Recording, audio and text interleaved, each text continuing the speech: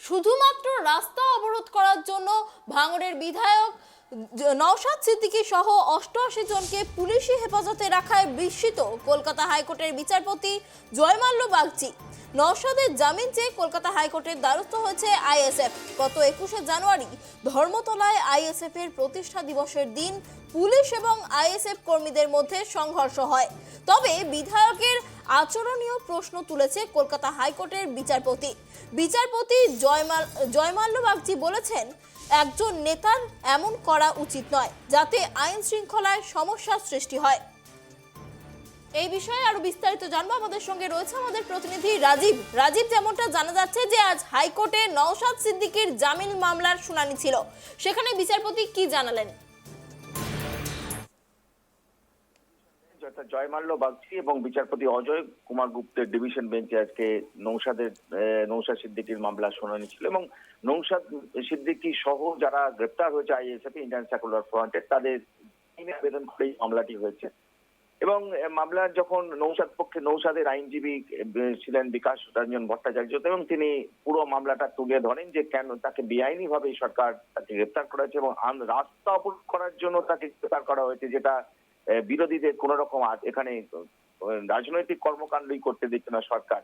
এই কথা শোনার পর কিন্তু ডিভিশন বেঞ্চের বিচারপতি জয়মাল্য বাগচি তিনি তখন মন্তব্য করেন যে মাত্র রাস্তা অবরোধ করে আন্দোলন করার জন্য একজন বিধায়ক সহ প্রায় 88 জন কর্মীকে গ্রেপ্তার করে রাখা হয়েছে এবং তাকে এইভাবে পুলিশ হেফাজতে নেওয়া হয়েছে, এটা ভাবা যায় না, এটা কখনোই তিনি বিস্মিত হন। সেই সঙ্গে তিনি সরকারের কাছে যে হলফনামাও চেয়েছেন, যে এই বিষয়টা হলফনামা চেয়েছেন, আগেও হলফনামা দেওয়া হয়েছে এবং হলফনামা চেয়েছেন। সেই সঙ্গে যে বিষয়টা যে নওশাদের যে ভূমিকা, অর্থাৎ একজন বিধায়ক হয়ে যে নওশাদের যে ভূমিকা, সেই ভূমিকা নিয়েও তিনি প্রশ্ন তুলেছেন যে একজন রাজনৈতিক নেতা এবং শুধু তাই নয়, রাজনৈতিক শুধু নয়, তিনি একজন বিধায়ক, তার যেভাবে এমন আচরণ করা উচিত নয় যাতে যেখানে আইন শৃঙ্খলার সমস্যা হয়। এই বিষয়টা তিনি বলেন এবং সঙ্গে সঙ্গে বিকাশ রঞ্জন ভট্টাচার্য যিনি নওশাদের আইনজীবী ছিলেন, তিনিও সঙ্গে সঙ্গে রাস্তা অবরোধ নয়, শুধু রাস্তা অবরোধ তিনি কোনো প্ররোচিত করেননি, কারণ তার 21শে জানুয়ারি আইএসএফ এর প্রতিষ্ঠা দিবস ছিল। সেই প্রতিষ্ঠা দিবসে তিনি তার দলের প্রতিষ্ঠা দিবস পালন করছিলেন। সেই সময় প্ররোচনা দেওয়া হয় এবং প্ররোচনার ফলে এই সমস্যা তৈরি হয়। সেই বিষয়টা তুলে ধরে নওশাদের পক্ষে বিকাশ রঞ্জন ভট্টাচার্য।